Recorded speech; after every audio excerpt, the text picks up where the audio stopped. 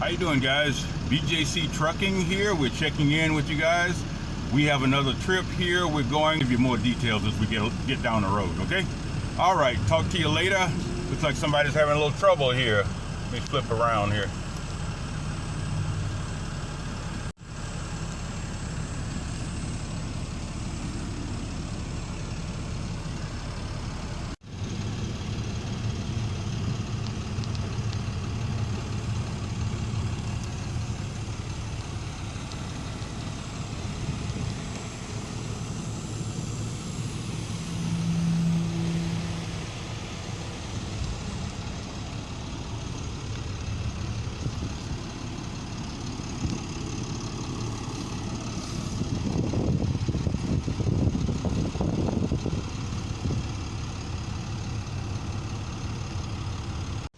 Okay, here we are back again.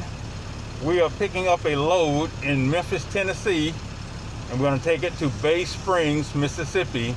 It's about 4 hours from here. So it's about 240 miles on the rate sheet. Not sure how accurate that is, but we'll see about that. And it pays decent. It pays the right amount, in other words, okay?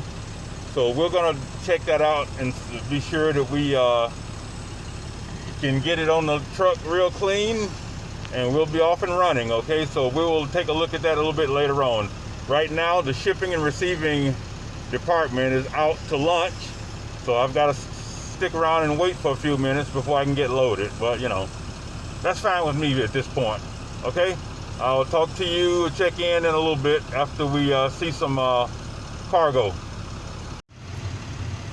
I guess I will one day break down and buy some real sunshades, but these work pretty well. They fit behind the seat real nice. Oh, and I lost my mirror somewhere in Mississippi. I have to get another one. To me, that looks like it's just adhesive. Not much more than that.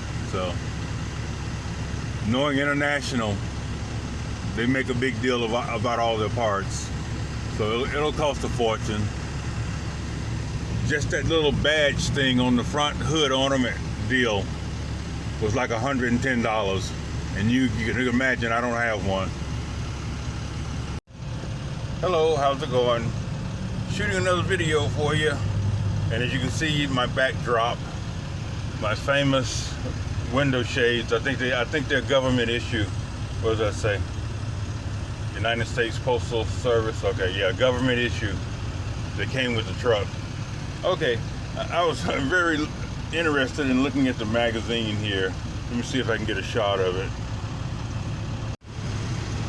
Okay, are these people for real? Is this for real? 2022. Non-CDL. Okay, it has a bunk in the back there. $114,995.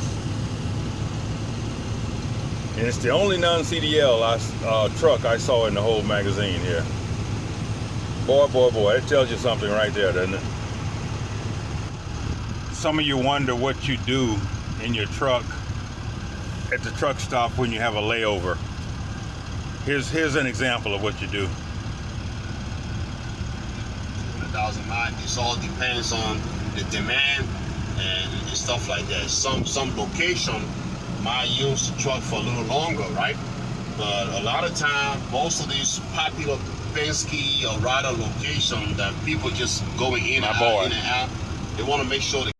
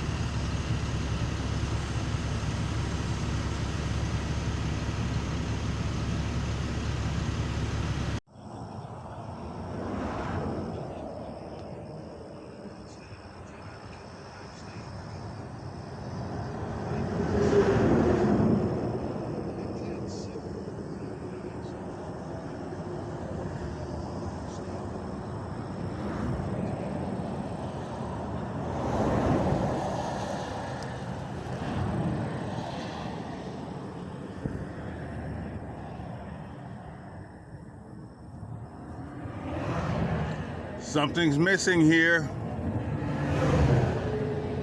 Can anybody guess what it is? I guess my pre-trip was not as thorough as I thought.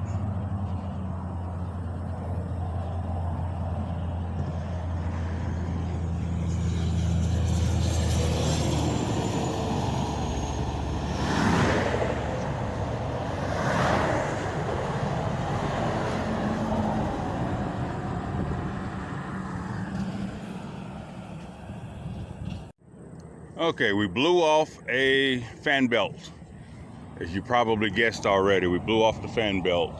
And I did check the fan belt this morning, but I guess evidently I didn't check it as good as I should have. And I'll do a more in-depth video about how to check the fan belt more thoroughly, because evidently this was a fail, okay? And I talk about pre-trips all the time. It's very important to me to put a safe vehicle out on the road. And so now I am on the side of the road, and hopefully momentarily, this is momentary, and we will be off the side of the road here pretty quick. We will update in a few minutes. As we talk about all the time, pre-trips are so essential to having a safe and interruption-free journey.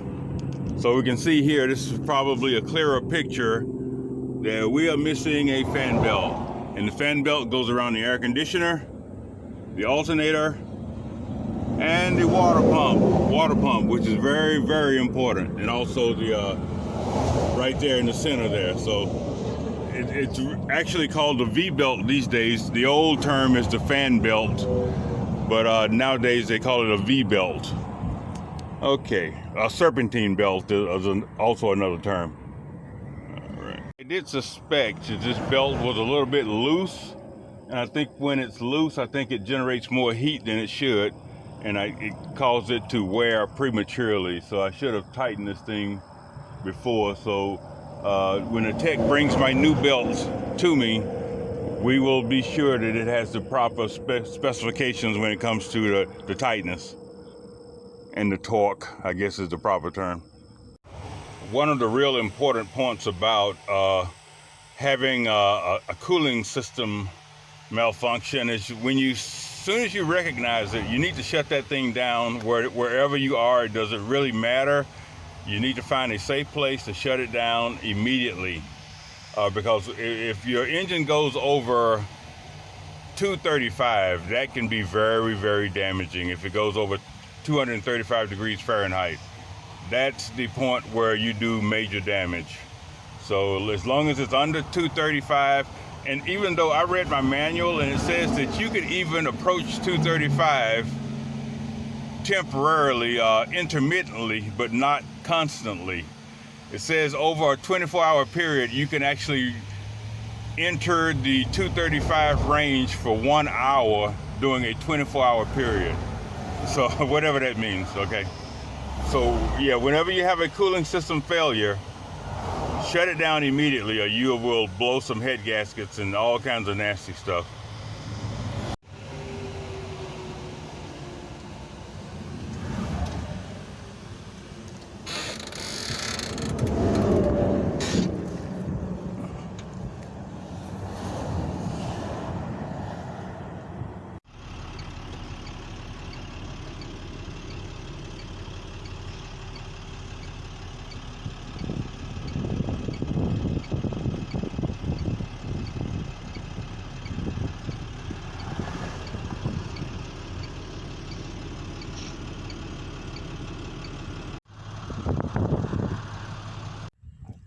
Okay, now I'm going to recap what happened here, because that video a little confusing here. So let's kind of recap what went on.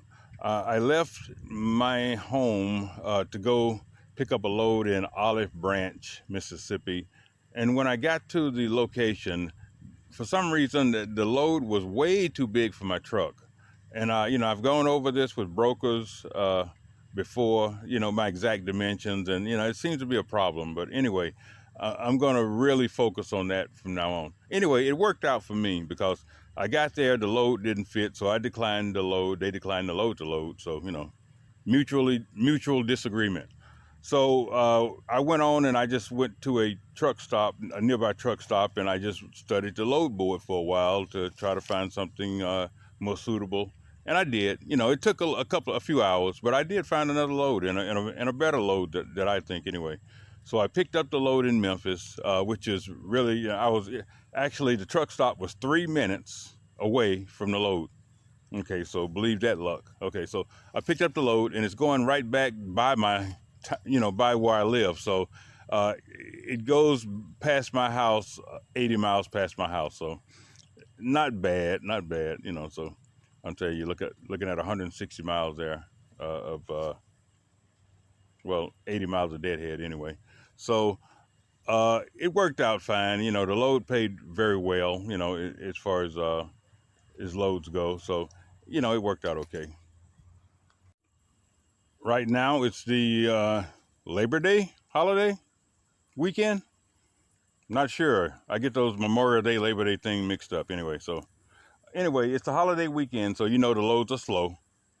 So it won't be anything going on this weekend. And so I just hired a dispatcher.